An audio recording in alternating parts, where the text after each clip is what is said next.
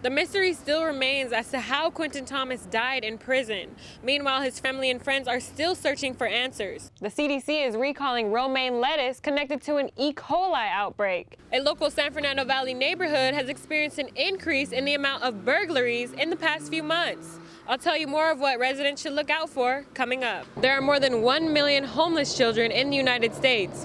Claim after claim, the sexual harassment and misconduct allegations just keep coming, leading officers on a wild chase through Hollywood and the San Fernando Valley, where he smacked into this pole. This was the McDonald's where Sahara White met LA County Sheriff Detective Jean Morse after she got a call regarding her daughter's father, who was at the Twin Towers Correctional Facility in Los Angeles. Before I even sat down, I just asked if he was alive, and he was like, unfortunately, no. 22-year-old Quentin Thomas was found dead in a one-man cell a week after he was arrested. A few days later, Detective Morse told White the autopsy results. He said that they found no natural cause of death, was his exact words. Morse directed further questions to Lieutenant Rodney Moore, who says Thomas's death is an open investigation. The cause of death has not been determined. Thomas's body was found by custody personnel. Lawyer Roseanne Frazee is looking for answers about Thomas's death and arrest. We don't even know why he was, quote, stopped in Van Nuys, and as a result, they found that there was a warrant for his arrest because he didn't show up for the domestic violence hearing. Thomas was a health administration major at CSUN. He wasn't out there trying to run the streets, like gangbanging or none of that, He was out there, like he was in his 4th year of college, like trying to be an RN, like he had it all planned out. He wanted to be a registered nurse. Thomas was a foster youth since he was 16. Gina Gonzalez says the CSUN Educational Opportunity Program, also known as EOP, has a program for foster youth known as the Resilient Scholars Program. His family was EOP and Resilient Scholars. That was the family that he had. EOP has started a memorial fund for Thomas and his 1-year-old daughter. Sierra Ford was Thomas's mentor when he first got to CSUN.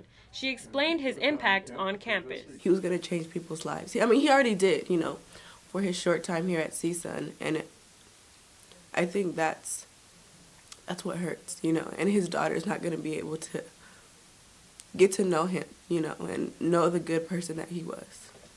The mystery still remains as to how Quentin Thomas died in prison. Meanwhile, his family and friends are still searching for answers. In Los Angeles, I'm Lauren Turner Dunn for Valley View News.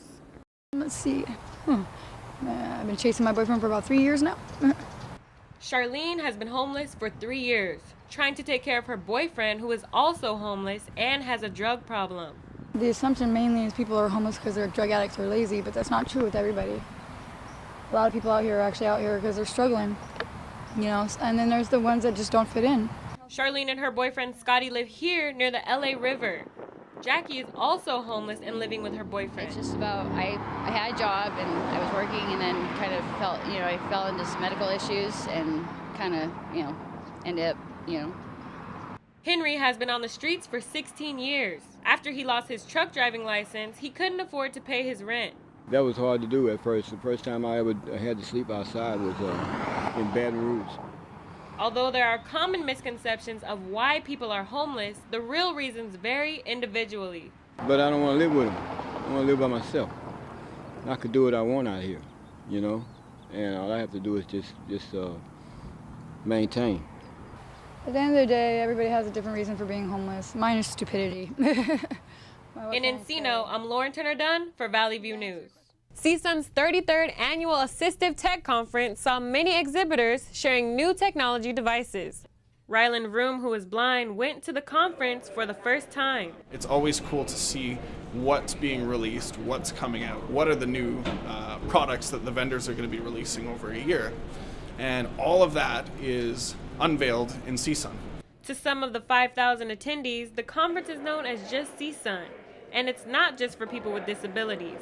Heather Jin was there promoting customer accessibility services at her company, Medallia. Accessibility is a super important part of our product because then we can make sure that we are getting the right sample. We're getting an inclusive and diverse set of data from our customers. The conference was from March 19th to the 23rd.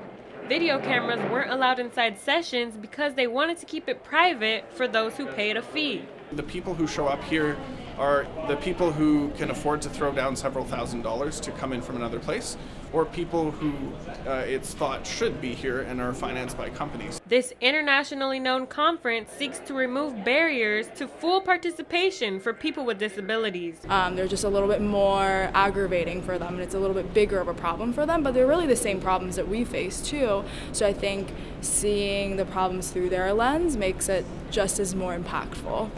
I am capable of doing absolutely everything you can do, and in some cases better.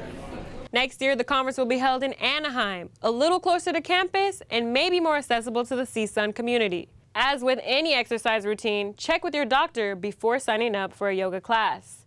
That's it for Social Media Health and Tech. I'm Lauren Turner Dunn.